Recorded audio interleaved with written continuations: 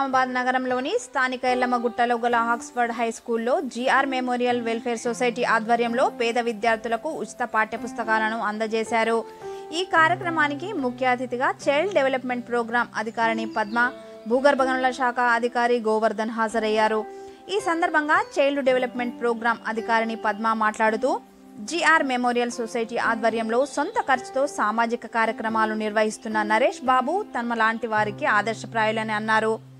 పదవి విరమణ తర్వాత సామాజిక దృక్పథం అతి తక్కువ మందికి ఉంటుందని, అలాంటి వారిలో నరేష్ బాబు ఉండడం అభినందనీయమని కొనియాడారు.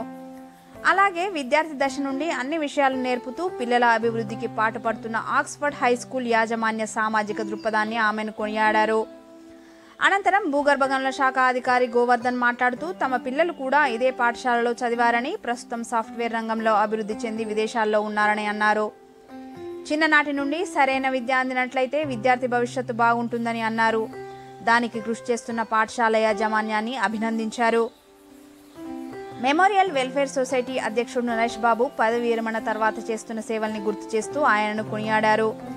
మార్చిలో జరిగిన 10వ తరగతి పరీక్షల్లో అత్యుత్తమ మార్కులు సాధించి పాలిటెక్నిక్ కళాశాలలో 550వ ర్యాంకుతో సీటు పొందిన యాసాల భావజ్ఞ అనే విద్యార్థిని ముఖ్య అతిథులు ఘనంగా సన్మానించారు. ఈ కార్యక్రమంలో సొసైటీ కార్యదర్శి శ్రీనివాస్, పాఠశాల నిర్వాహకులు మామిడాల మోహన్, ప్రధాన ఉపాధ్యాయుడు రమణ, ఉపాధ్యాయులు, విద్యార్థులు పాల్గొన్నారు.